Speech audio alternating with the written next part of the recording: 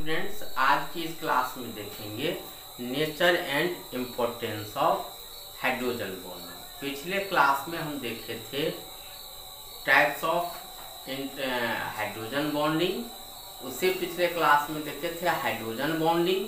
तो hydrogen bonding, types of hydrogen bonding, और आज हम देखेंगे नेचर यानी हाइड्रोजन बॉन्डिंग का नेचर क्या है और उसका इम्पोर्टेंस क्या है। तो आज के टॉपिक में हम देख रहे हैं कि nature and importance of hydrogen bonding. तो वन बाय वन हम देखते हैं कि इसका नेचर क्या है। तो इसमें पहला जो पॉइंट है वह है it is simply an electrostatic force of attraction rather than a chemical bond. इससे पहले जितना भी हमने केमिकल बॉन्ड पढ़ा उसमें देखा था चाहे तो इलेक्ट्रॉन का शेयरिंग हो रहा है कि इलेक्ट्रॉन के ट्रांसफर से बॉन्ड बन रहा है। यहाँ पर जैसा कि हमने बतलाया था कि एक मॉलिक्यूल का क्या होगा H एटम और दूसरे मॉलिक्यूल का क्या होगा मोर इलेक्ट्रोनेगेटिव एटम। एक मॉलिक्यूल का हाइड्रोजन एटम और दूसरे मॉलिक्यूल का मोर इलेक्ट्रोनेगेटिव एटम, उसके बीच एक फोर्स ऑफ अट्रैक्शन। चूंकि मोर इलेक्ट्रोनेगेटिव एटम है तो उस पर पार्शियल नेगेटिव चार्ज है और H पर पार्शियल पॉजिटिव चार्ज है, और हम जानते हैं कि unequal charges attract each other. तो there is a force of attraction between the positively charged atom of one molecule and negatively charged atom of the another molecule. This is the force of attraction between positive and negative charge. Due to opposite charge के कारण यहाँ force of attraction है, और यह जो bond है यह hydrogen bond होगा जिसमें एक एटम का हाइड्रोजन एटम और दूसरे का मोर इलेक्ट्रोनेगेटिव एटम। जबकि इससे पहले हम क्या देखे थे आयनिक बॉन्ड में ट्रांसफर ऑफ इलेक्ट्रॉन हुआ बिटवीन कैटायन और एनायन हुआ, लेकिन यहाँ पर यह एक इलेक्ट्रोस्टैटिक फोर्स ऑफ अट्रैक्शन है।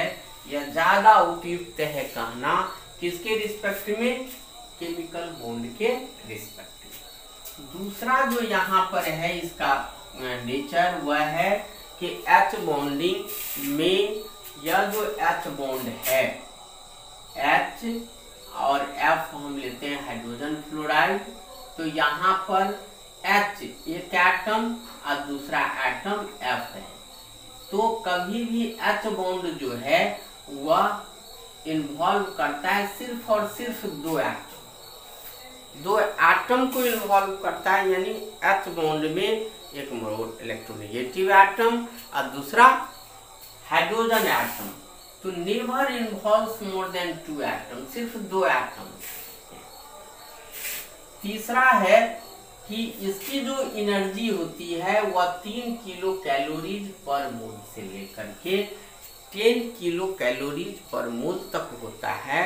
और हम यह चौथे पॉइंट में देखेंगे कि 3 किलो कैलोरीज किसका होगा, 10 किलो कैलोरीज किसका होगा। तो यहाँ पर चौथा जो पॉइंट है यह कहता है कि इलेक्ट्रोनेगेटिविटी के इंक्रीज करने से और एटॉमिक साइज के डिक्रीज करने से स्ट्रेंथ जो है H बॉन्डिंग का इंक्रीज करता है। जैसे हम अमोनिया का ले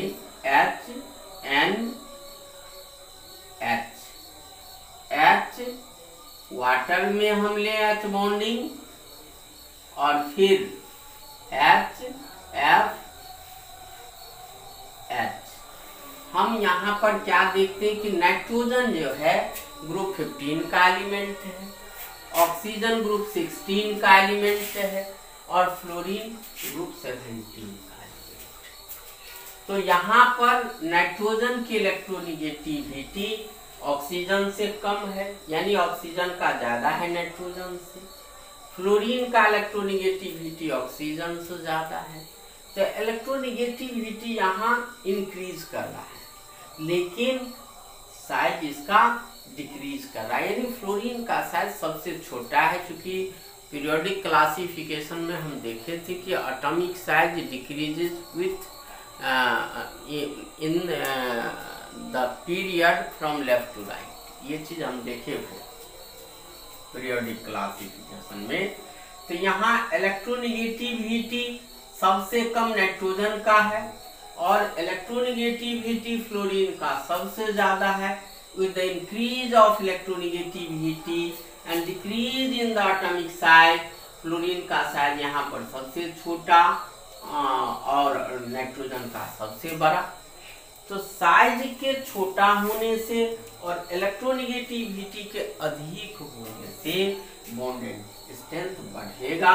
तो 3 किलो कैलोरीज पर मोल, यहाँ पर 7 किलो कैलोरीज पर मोल, और यहाँ पर इसका जो हो जाएगा वो 10 किलो कैलोरीज पर मोल के बराबर हो जाएगा।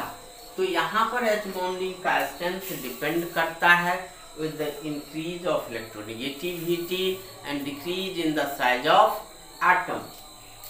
इसका जो नेचर का 5वां पॉइंट है वह है कि यह X, यहाँ हम मोर इलेक्ट्रोनेगेटिव एटम लिए और H जो है यह H एटम है और मोर इलेक्ट्रोनेगेटिव एटम के बीच में जो यह बॉन्ड बना है। तो यहाँ पर हम क्या देखते हैं कि 3 एटम, H बॉन्डिंग में 2 ही एटम इन्वॉल्व है, लेकिन इस मॉलिक्यूल में एक अलग जो यह मोर इलेक्ट्रोनेगेटिव एटम है यह हमेशा एक स्ट्रेट लाइन में होता है। किस लाइन में? स्ट्रेट लाइन में होता है। तो ये सारे के सारे नेचर हैं किसके? हाइड्रोजन बॉन्डिंग के। इसके नीचे में आइए हम देखते हैं कि इसका इम्पोर्टेंस क्या है, कितना महत्वपूर्ण है यह H बॉन्डिंग। तो अब इसी से आप अंदाजा लगा सकते हैं कि